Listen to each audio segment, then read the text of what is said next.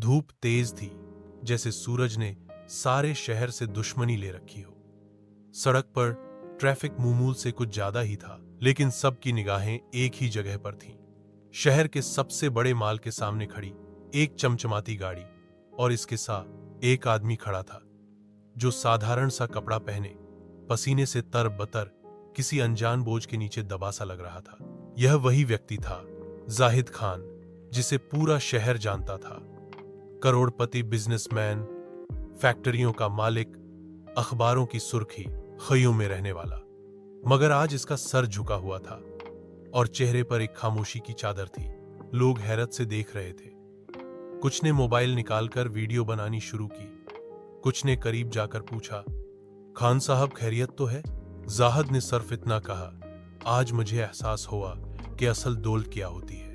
और फिर वो पीछे मड़कर चल पड़ा, जैसे कुछ तलाशने निकला हो, जैसे कुछ खो गया हो। 2 दिन पहले की बात है। जाहिद की अकलौती बेटी एमन हॉस्टल से घर आते हुए एक हादसे में जान बहक हो गई। जाहिद के पास सब कुछ था, दौलत, शहरत, ताकत, लेकिन वो अपनी बेटी को न बचा सका। उसने दुनिया के बेहतरीन डॉक्टर्स को बुलाया, एम्बुलेंस तैयार करो दी, मगर समय निकल चुका था। जनाजे के बाद जाहिद घंटों अपनी बेटी के कमरे में बैठा रहा।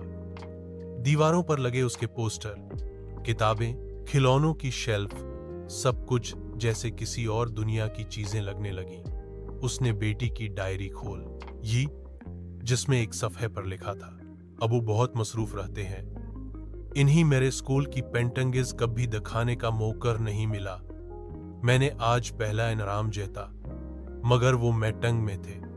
मुझे मालूम है वो बहुत मेहनत करते हैं ताकि मेरे लिए सब कुछ हो, मगर काश वह मेरे साथ थोड़ा वक्त गुजार दे। यह अल्फाज जाहिद की रूह पर जैसे किसी ने चाकू चला दिया हो।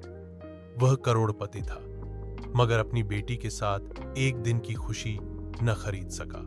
अगले दिन वह अपने दफ्तर गया, सब कारोबारी पार्टनर्स को बुलाया और ऐलान किया, मैं तमाम फैक्ट्रियां बेच रहा हूं।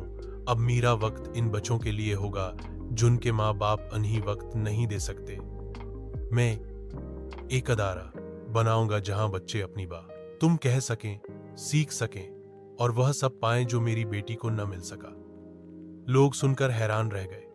किसी ने उसे पागल कहा, किसी ने वली, मगर जाहिद जानता था असल दौलत वह लम्हे हैं जो हम अपने प्यारों के साथ गुजारते हैं।